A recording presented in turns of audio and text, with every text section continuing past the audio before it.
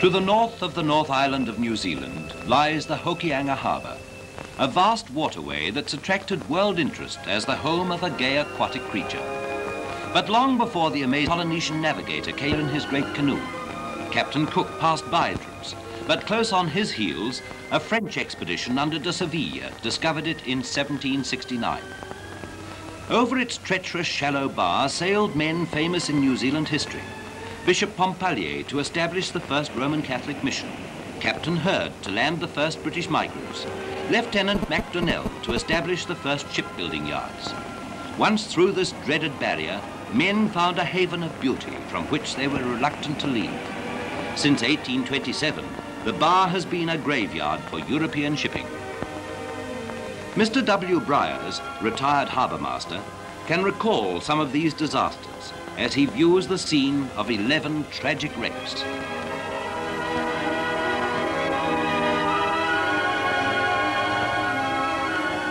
Yet, despite the dangers of the Hokianga Bar, men came here from the earliest days of white settlement seeking not gold, but the treasures of the primeval forest, timber, and the valuable gum of the magnificent kauri tree.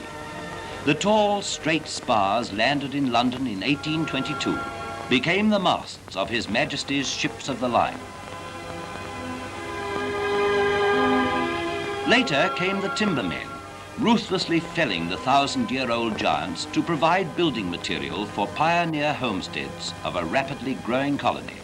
They cleared the hills bare and left only stumps and desolation. When the last raft of kauri logs floated down the Hokianga, the little village of Opononi became a centre for the collection of kauri gum, and later a quiet holiday resort with an abundance of good fishing. People who came to love its gently curving bays of golden sand retired here well satisfied with their lot. Opononi might have stayed quietly dreaming of a colourful past. But 2 years ago, out of the surging maelstrom that had been battered 11 fine ships to driftwood, came a gay stranger, a lone dolphin, to make the Hokianga Harbour his home. At first, the dolphin was noticed following launches.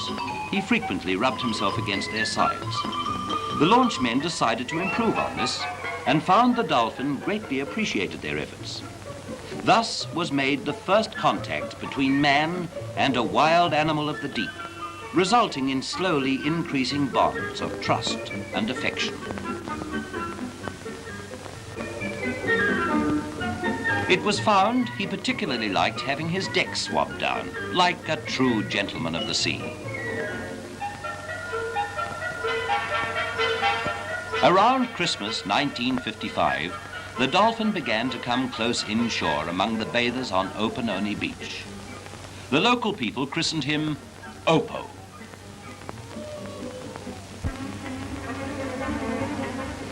As the fame of Opo's gay activities spread, crowds of curious holidaymakers invaded the district, and a local committee was quickly formed to protect Opo from the fate of another famous dolphin, Pelorus Jack, who was a victim of an irresponsible attack.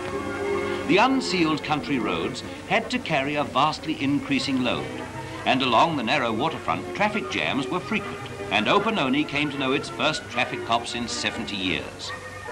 The incredulous who came to scoff remained to wonder, or returned post-haste to fetch their wives and families, for the unbelievable could be seen from any of the hotel windows. The impossible was happening any day Opo came streaking into the bay. For out of the ruthless submarine world where fish devours fish, an 8-foot, quarter-ton wild animal was here to play with anyone who would oblige. Opo has scorned all efforts to feed him on tempting morsels of fish and flesh. His natural food is squid and cuttlefish, and he's well equipped with teeth to handle it. But his attitude towards humans is wholly friendly, and to this end, he seems prepared to suffer all sorts of indignities to be in the fun. American scientific workers rate the blue-nosed dolphin very high for intelligence. It's classed between the dog and the chimpanzee, and has a great capacity to learn and adapt itself to an unusual existence. Lofty Blomfield, retired wrestling champion of New Zealand, gives Opo his first rider for the day, And the boy gets a ride he'll tell his grandchildren about. Lofty gets a rise, but not a fall out of Opo. The Dolphin shares his friendship among individual swimmers and is a frequent companion of Mrs. Goodson, a local schoolmistress, and seems happy to give all friendly overtures some attention, especially from children, his favorites.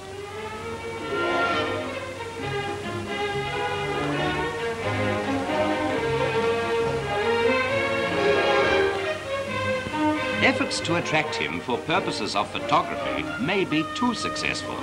Once roused, Opo becomes a real camera hog, and you just can't keep him in focus.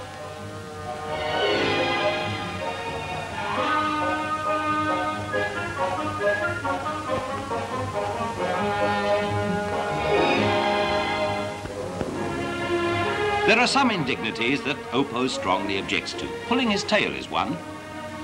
But he doesn't mind being tickled under the chin.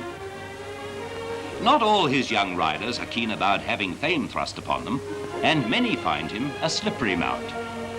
But when he finds a rider to his liking, we're presented with the classic picture of a cherub on the Dolphin.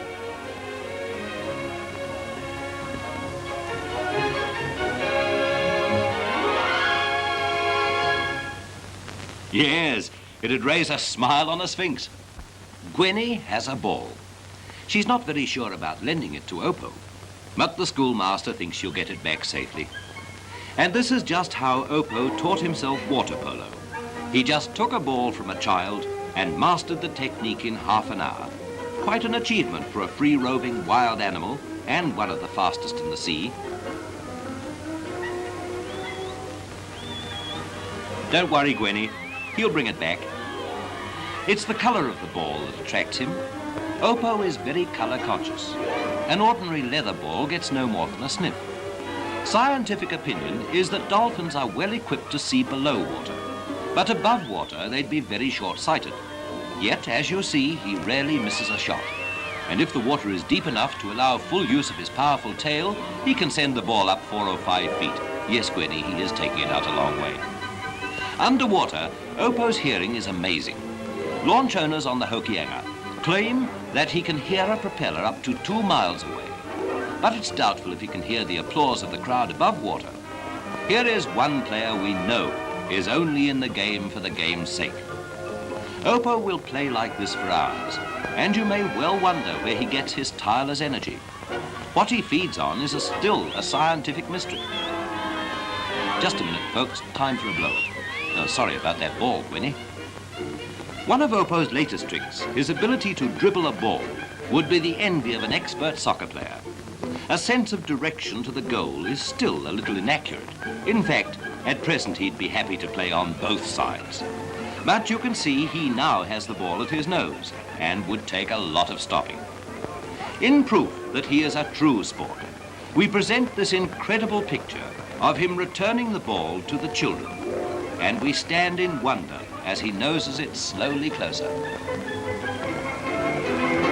Whoops, thank you.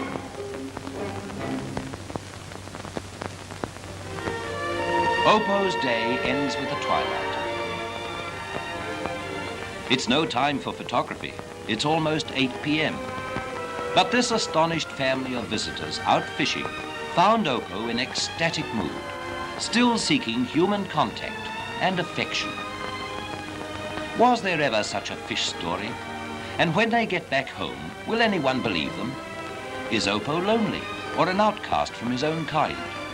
So many questions rise to mind unanswered as the miracle dolphin of Opononi glides blissfully into the night.